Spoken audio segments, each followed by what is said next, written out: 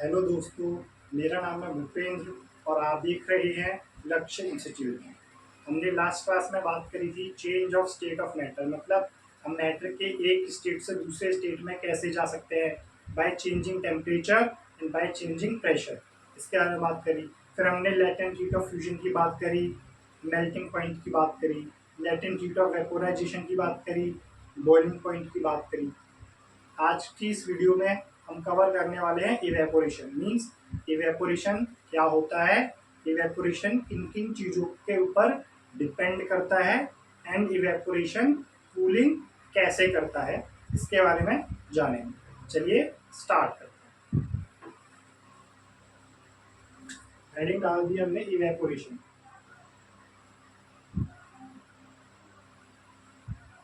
सबसे पहले इसकी डेफिनेशन से स्टार्ट करते हैं। इसकी डेफिनेशन क्या है?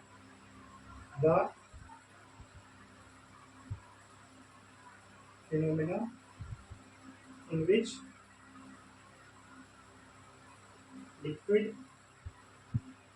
get convert into gas at temperature below its boiling point is called evaporation। क्या करिए डेफिनेशन?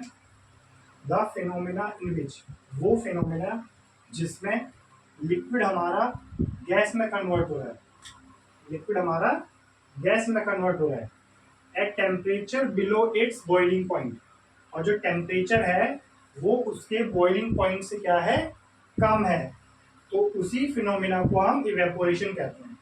तो इवेपोरेशन का मतलब क्या हुआ? इवेपोरेशन एक ऐसा फिनोमिना है जिसमें एक लिक्विड चीज गैसियस स्टेट में चेंज होती है, लेकिन जो उसका टेम्परेचर होता है वो हमारा बॉइलिंग पॉइंट से कम होता है, तो उस प्रोसेस को हम कह देते हैं इवेपोरेशन। तो यही एक बेसिक डिफरेंस होता है इवेपोरेशन में एंड वेपोराइजेशन में। इवेपोरेशन जो होता है वो किसी भी टेम्परेचर पे होता है, तो नॉर्मल टेम्परेचर है तो उस पर इवेपोरेशन होता रहेगा। लेकिन वेपोराइजेशन कब होता है? वेपोराइजेशन तभी होता है जब उस चीज का मेल्टिंग पॉइंट आ जाए, मीन्स उसके बॉइलिंग पॉइंट पे ही वो चीज वेपोराइज करेगी। लेकिन इवेपोरेशन वो किसी भी टेम्परेचर पे हो सकता है। तो ये थी बात इवेपोरेशन की। बात करते हैं किस किस चीज के ऊपर डिपेंड करता है। इट डिपेंड्स ऑन, ये चार फैक्टर पर डिपेंड करता है। पहला टेम्परेचर, दूसरा विंड स्पीड, तीसरा humidity, and the fourth one temperature, wind speed, humidity, surface area, surface area. तो जो हमारा इवेपोरेशन है वो इन चार चीजों के ऊपर क्या करता है, डिपेंड करता है, निर्भर करता है। चलिए अब इनसे एक एक करके इनमें सबकी बात करते हैं। आई होप आप सबने ये उतार लिया।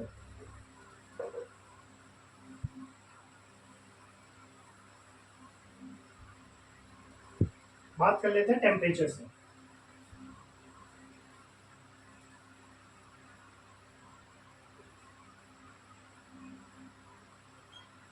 टेम्परेचर पे क्या, टेम्परेचर का इवेपोरेशन पे क्या इफेक्ट होता है? सपोज कर लो हमने एक वेसल ली जिसमें पानी भर लिया हमने, यहाँ पे क्या है, वाटर है, और हमने इसको धूप में छोड़ दिया।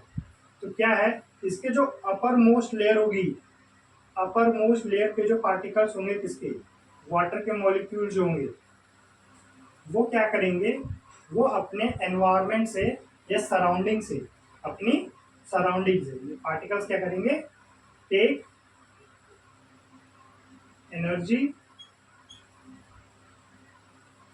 And get evaporated. मीन्स जो अपर मोस्ट लेयर के जो पार्टिकल्स होंगे, मॉलिक्यूल्स होंगे, वो उस एनर्जी को लेंगे और क्या करेंगे, वेपर स्टेट में बदल जाएंगे। अभी इनकी एनर्जी इतनी है, बस ये लिक्विड स्टेट में हो सकते हैं, मतलब जो इसके नीचे का पार्टिकल है वो इनको खींच के रखे हुए, बांध के रखे हुए हैं। लेकिन जैसे जैसे ये हीट एनर्जी को गेन करते जाएंगे, हम जैसे जैसे टेम्परेचर को बढ़ाते जाएंगे, हम टेम्परेचर को जैसे जैसे बढ़ाएंगे तो हम क्या कर रहे हैं, हीट सप्लाई को क्या कर रहे हैं, बढ़ा रहे हैं, हीट सप्लाई बढ़ा रहे हैं। और जैसे जैसे हीट सप्लाई होगी तो जो मोशन है पार्टिकल्स का, motion of particles increases and hence they get evaporated, और वो इवेपोरेट हो जाते हैं।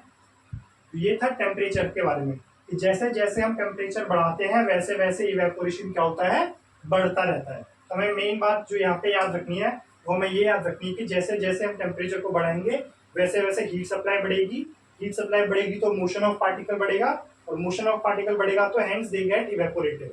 मोशन ऑफ पार्टिकल बढ़ेगा तो इससे उनके बीच में जो फोर्स ऑफ अट्रैक्शन थी वो ब्रेक हो जाएंगी, वो वीक हो जाएंगी, जिससे अब वो अपने लिक्विड स्टेट को छोड़ के वेपर स्टेट में जा सकता है। तो ये तो था टेम्परेचर के बारे में।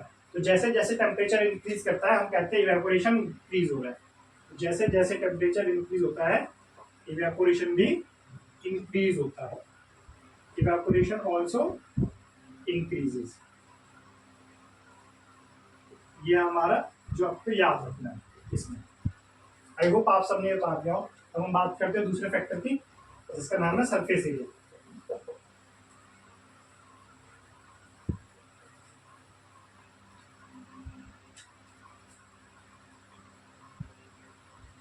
सरफेस एरिया, सरफेस एरिया में क्या होता है, हमने दो वेसल्स ली, एक इतनी बड़ी ली और एक बहुत बड़ी ली, इससे बड़ी ली, तो दोनों में हमने पानी भर दिया, दोनों में क्या है, पानी। तो हम क्या कर रहे हैं इसको, इसका अगर देखें सरफेस एरिया है इसका क्या है, कम, और इसका सरफेस एरिया क्या है, ज़्यादा। तो सरफेस एरिया कम होने के कारण number of molecules in the upper most layer, number of molecule on the upper most layer, जो अपर मोस्ट लेयर है उस पर नंबर ऑफ पार्टिकल्स क्या हो जाएंगे, ज़्यादा हो जाएंगे एज कम्पेयर टू इस वाले वेसल से। मीन्स यहाँ पे मॉलिक्यूल ज़्यादा होंगे, जिसका सरफेस एरिया बड़ा है, और जिसका सरफेस एरिया छोटा है उस पर कम मॉलिक्यूल्स होंगे। ज़्यादा मॉलिक्यूल्स होंगे तो वो जल्दी क्या करेंगे, वो उसके ज़्यादा वेपर्स भी बनेंगे, और फिर उसके ज़्यादा वेपर बनेंगे मतलब वो जल्दी इवेपोरेट भी होगा। तो इसमें अगर हम देखें, ए और बी नाम दे दिया हमने, तो वेसल बी में, vessel B has more surface area, ज्यादा सरफेस एरिया होने के कारण क्या करते हैं, ज्यादा मॉलिक्यूल वेपर स्टेट में कन्वर्ट होता है, और ज्यादा मॉलिक्यूल वेपर स्टेट में कन्वर्ट होंगे तो हमारा रेट ऑफ इवेपोरेशन क्या होगा, इंक्रीज होगा। तो vessel B has more surface area than A, so rate of evaporation, rate of evaporation is high in vessel B, vessel B में रेट ऑफ इवेपोरेशन भी ज्यादा होगा। तो इसके कंक्लूजन हम निकाल सकते हैं कि जैसे जैसे हम सरफेस एरिया को इंक्रीज करते हैं, क्या करते हैं, सरफेस एरिया को इंक्रीज करते हैं, तो rate of evaporation, rate of evaporation भी क्या करता है, इंक्रीज करता है। ये बात दिमाग में रखनी है हमें। तो ये तो था सरफेस एरिया के बारे में। अब बात कर लेते हैं हम ह्यूमिडिटी के बारे में। आई होप आप सबने से उतार लिया हो।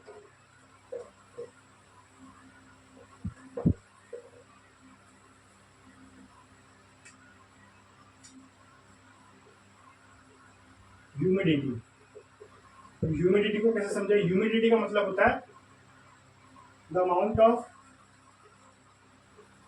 मॉइस्चर इन एयर,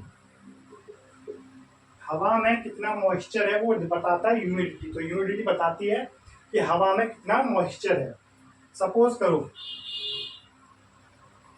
कि आज बादल, जो हमारा सन था, सूरज, वो बादलों से घिरा हुआ था, जिसके कारण और बारिश हो रही थी, रेनी डे, बादल घिरा हुआ है।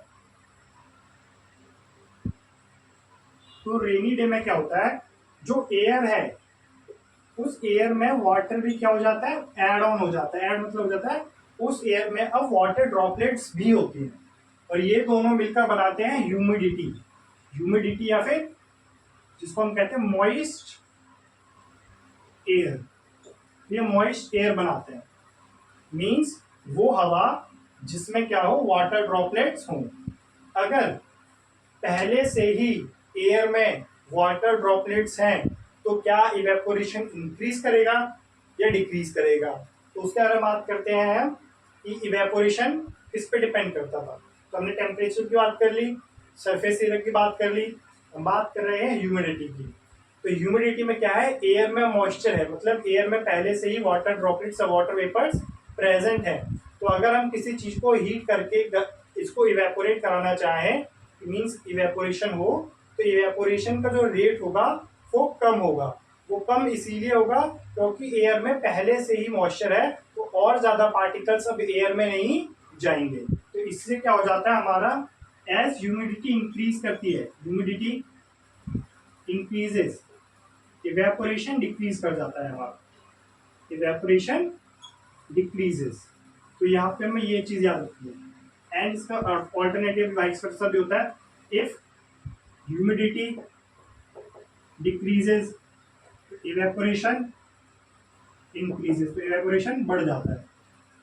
ये दो बात हमें दिमाग में रखनी है कि जैसे जैसे ह्यूमिडिटी बढ़ती है, मतलब एयर में वाटर की अमाउंट बढ़ती है, तो ह्यूमिडिटी इंक्रीज कर जाती है। ह्यूमिडिटी इंक्रीज करेगी तो रेट ऑफ इवेपोरेशन डिक्रीज हो जाएगा। क्यों डिक्रीज हो जाएगा? क्योंकि एयर में पहले से ही वाटर ड्रॉपलेट्स प्रेजेंट हैं, इसीलिए इवेपोरेशन डिक्रीज हो जाएगा। और इसका वाइस वर्सा क्या है, अगर ह्यूमिडिटी डिक्रीज करती है, मीन्स अगर ह्यूमिडिटी डिक्रीज का मतलब क्या है, एयर में मॉइस्चर कम है, तो रेट ऑफ इवेपोरेशन बढ़ जाएगा। क्योंकि अब एयर में मॉइस्चर है नहीं, तो ज्यादा से ज्यादा पार्टिकल्स क्या होंगे, वो लिक्विड स्टेट से वेपर स्टेट में जाने की कोशिश करेंगे और वो चले भी जाएंगे। तो ह्यूमिडिटी के बारे में हमें ये बात याद रखनी है। अब बात कर लेते हैं last, wind speed. Last but not the least, humidity की बात करते हैं। ह्यूमिडिटी क्या होती है? Not humidity, wind speed. Wind means, सोचो दो दिन है, 2 दिनों के बाद डे 1 एंड डे 2, इसमें विंड स्पीड लो है, विंड स्पीड लो, और यहाँ high wind speed, high wind speed. मतलब यहाँ पे हवाएं जोर जोर से चल रही है दूसरे दिन, और पहले दिन हवाएं धीमे धीमे चल रही है। तो रेट ऑफ इवेपोरेशन किसमें ज्यादा होगा? इवेपोरेशन किसमें ज्यादा होगा? तो वेसल्स रखे हमने 2, सेम सरफेस एरिया, इनको कोई दिक्कत नहीं है, वाटर फिल कर दिया हमने। अब जहां पर लेस डे 1 की बात करें, तो डे 1 में जो पार्टिकल्स होंगे अपर मोस्ट लेयर पे, हवा कम चल रही है, तो कम वाटर वेपर्स बनेंगे, कम water vapours liquid gases state में जा पाएंगे। लेकिन जहां पर विंड स्पीड ज्यादा है, तो उसमें क्या होगा, पार्टिकल्स क्या करेंगे, ज्यादा पार्टिकल्स वेपर स्टेट में चले जाएंगे ड्यू टू विंड स्पीड, हवा की बहाव के द्वारा। मीन्स जैसे जैसे हम विंड स्पीड बढ़ाते हैं, तो वैसे वैसे क्या होता है, number of molecule on the upper most layer क्या करते हैं, वो लिक्विड स्टेट से वेपर स्टेट में चेंज कर जाते हैं। तो ये होता है स्पीड के बारे में।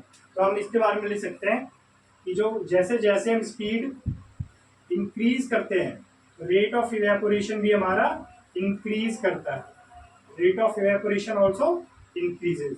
और अगर उस दिन स्पीड नहीं चल रही है, ज्यादा हवाएं नहीं है, तो रेट ऑफ इवेपोरेशन हमारा डिक्रीज कर जाएगा। क्या हो जाएगा? डिक्रीज कर जाएगा। ये बात हमें दिमाग में रखनी है इसमें। तो हमने किस किस के बारे में बात करी? हमने बात करी सबसे पहले टेम्परेचर के बारे में, कि टेम्परेचर जैसे जैसे बढ़ेगा रेट ऑफ इवेपोरेशन बढ़ेगा। फिर हमने बात करी ह्यूमिडिटी के बारे में, कि जैसे जैसे ह्यूमिडिटी बढ़ेगी वैसे वैसे इवेपोरेशन कम होगा, और जैसे ह्यूमिडिटी कम होगी वैसे इवेपोरेशन बढ़ जाएगा। विंड स्पीड में देखा अभी हमने, विंड स्पीड में जैसे जैसे विंड स्पीड बढ़ेगी वैसे वैसे रेट ऑफ इवेपोरेशन इंक्रीज होगा। अगर विंड स्पीड कम होती है तो रेट ऑफ इवेपोरेशन भी कम होगा। फिर हमने सरफेस एरिया के बारे में देखा कि सरफेस एरिया अगर कम है तो रेट ऑफ इवेपोरेशन भी कम होगा, सरफेस एरिया ज्यादा है तो रेट ऑफ इवेपोरेशन भी ज्यादा होगा। तो ये बात होगी इवेपोरेशन के बारे में। अब हम बात करेंगे, हमने पढ़ लिया व्हाट इज इवेपोरेशन, इवेपोरेशन होता क्या है, इवेपोरेशन किन किन चीजों पे डिपेंड करता है वो भी हमने पढ़ लिया। अब हम बात करेंगे इवेपोरेशन जो होता है ये कूलिंग कैसे कॉज करता है, मतलब इवेपोरेशन कैसे कूलिंग करता है। How does evaporation cool, how does evaporation cause cooling, ये सवाल है। तो सपोज करो एक वेसल में पानी रखा हुआ है, वाटर है,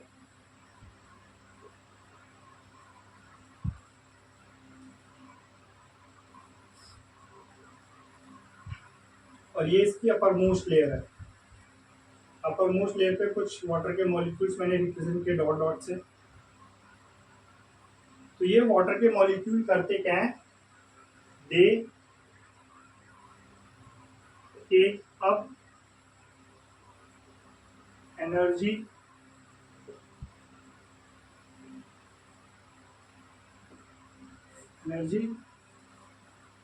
फ्रॉम देयर सराउंडिंग।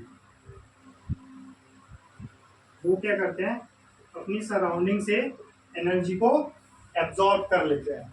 अब उन्होंने अपने आसपास की एनर्जी को एब्जॉर्ब कर लिया तो वो तो वेपर स्टेट में बदल जाएंगे, ये तो वेपर स्टेट में बदल जाएंगे, इनकी एनर्जी बढ़ गई, ये वेपर स्टेट में चले गए, वेपर स्टेट में चले गए और सराउंडिंग से उन्होंने एनर्जी ले ली थी। तो अगर उन्होंने सराउंडिंग से एनर्जी ले ली तो अब सराउंडिंग का टेम्परेचर क्या हो जाएगा, कम हो जाएगा। सराउंडिंग टेम्परेचर और energy decreases and hence it get cool, surrounding ठंडी हो जाती है। तो सराउंडिंग से उसने एनर्जी ले ली, सराउंडिंग से एनर्जी ले ली मतलब सराउंडिंग के पास एनर्जी कम है, एनर्जी कम है तो उसका टेम्परेचर कम हो गया, टेम्परेचर कम हो गया उसका मतलब वो ठंडा हो गया। तो इवेपोरेशन इस तरीके से क्या करता है, कूलिंग करता है। तो जो water molecule upper most layer पे थे उन्होंने एनर्जी को एब्जॉर्ब किया फ्रॉम द सराउंडिंग, जैसे ही उन्होंने सराउंडिंग से एनर्जी एब्जॉर्ब करी, सराउंडिंग की एनर्जी कम हो गई तो उसका टेम्परेचर कम हो गया, टेम्परेचर कम हो गया इसका मतलब सराउंडिंग का जो टेम्परेचर कम हो गया तो सराउंडिंग हमारी कैसी होगी, ठंडी होगी, तो उसके आसपास का जो एनवायरमेंट है वो ठंडा हो जाएगा। तो ये था how does evaporation cause cooling. अब हम इसी बेसिस पे हमने कुछ सवाल करने जो हमें याद रखने, जो कि बहुत इंपॉर्टेंट है। How does evaporation cause cooling, तो यही जो मैंने रीजन बताया है आपको एक्सप्लेन अभी जो क्या है, यही रीजन अप्लाई होगा उन सभी केसों में। तो वो केसेस क्या है वो उसकी बात कर लेते हैं। पहले बात कर लेते हैं why does we feel cool when we put some acetone, perfume, alcohol, not alcohol, alcohol on our जब हम अपनी हथेली पर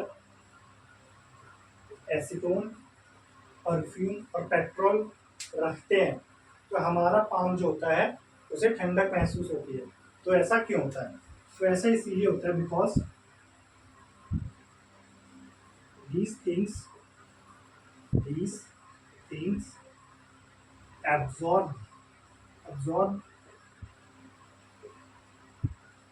heat energy from our palm and thus temperature of our palm decreases and we feel cool, और हमें ठंडक महसूस होती है। तो जब भी हम इन चीज़ों को अपनी हथेली पर रखते हैं तो ये क्या करती हैं, हमारी हथेली में से हीट एनर्जी को एब्जॉर्ब कर लेती है। अब हीट एनर्जी को इन्होंने हमारे हथेली में से एब्जॉर्ब कर लिया तो हमारी हथेली, हमारे पाम का टेम्परेचर क्या हो गया, कम। और टेम्परेचर कम हो गया मीन्स उसका टेम्परेचर कम हो गया तो वो हमें ठंडक महसूस कराएगा, तो हमें ठंडक महसूस होती है। ये था क्वेश्चन नंबर 6। बात कर लेते हैं क्वेश्चन नंबर 7 की। क्वेश्चन नंबर 7 और लास्ट क्वेश्चन ये, लास्ट क्वेश्चन ही लास्ट केस है, effect of temperature, effect of evaporation. Question number 7 8, question number 8। तो क्वेश्चन नंबर 8 क्या कहता है, क्वेश्चन नंबर 8 कहता है कि why does we see water droplets on a cold tumbler। मतलब एक ग्लास में हमने बर्फ डाल दी और उस बर्फ डालने के बाद हमें उस टम्बलर, उस ग्लास के आसपास हमें कुछ पानी की बूंदें दिखाई देती हैं। तो वो क्यों दिखाई देती है, तो इसका रीजन ये है because moisture from air get energy, get in contact with the cool tumbler। जैसे वो कोल्ड टम्बलर के कांटेक्ट में आता है इट लूजेस एनर्जी, वो अपनी एनर्जी लूज कर देता है। और एनर्जी वो लूज कर देगा तो टेम्परेचर क्या हो जाएगा, टेम्परेचर डिक्रीज। और टेम्परेचर डिक्रीज हो जाएगा इसका मतलब है get condense, it get condense on its outer surface of tumbler. तो टम्बलर के आउटर सरफेस पे क्या हो जाएगा, कंडेंस हो जाएगा।